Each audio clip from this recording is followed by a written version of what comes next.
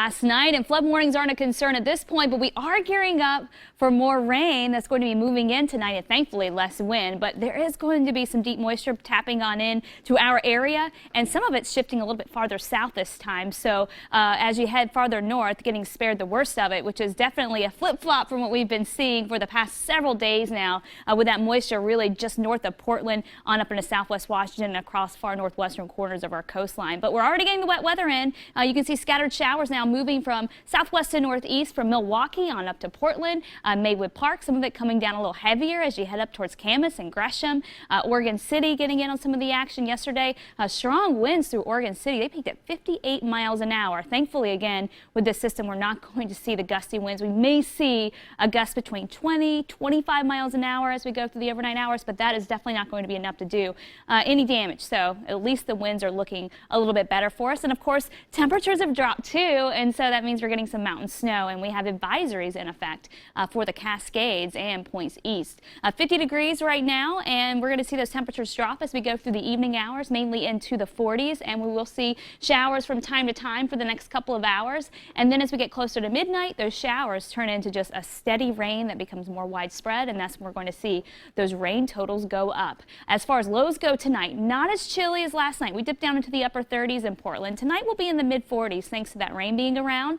East, we'll see temperatures down into the upper 30s and even into the 20s. And so places like Bend may even get a little bit of snow going as we go into the late night hours, but not much accumulation. Temperatures, it will be mixing with some rain. Temperatures just not cold enough for that.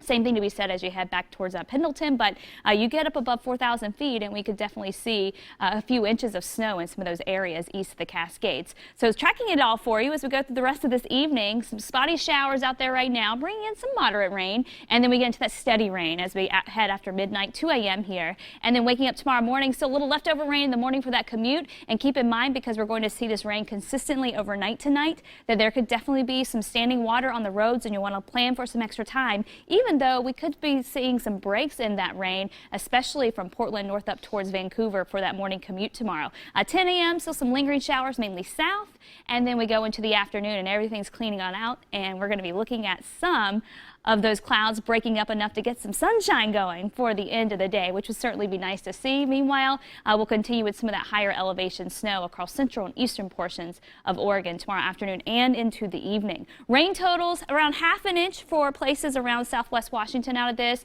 half an inch to 3/4 of an inch of rain for Portland. So this is a decent amount. And then you head farther south, and some of these places that have not gotten as much rain will be a little wetter, and we're looking at totals closer to an inch or maybe a little bit more. As far as that snow goes, we're seeing it come down a bit up at Mount Hood. This is our Mount Hood Meadows camera there, and we're going to see those snow totals go up as we go through the overnight. And first thing in the morning, we could be looking at anywhere from 4 to 8 inches for Timberline and Mount Hood Meadows, Government Camp, Ski Bowl 2 to 4 inches. So it could get a little tricky at pass level early in the day. Here's your forecast for the coast. Rain showers tapering in the afternoon. Some gusty winds up near 30 miles an hour, but nothing too tough to handle there. I-5 upper 40s to low 50s tomorrow, rain in the morning, and then some sun breaks for the afternoon. Central and east, we're looking at highs mainly in the 30s for LeGrand and Pendleton, and back towards Baker City there with some mountain snow around. And then your Cascades forecast. Snow levels start to rise in the afternoon as things wind down through the gorge. Variable wind and pretty light temperatures in the mid 40s.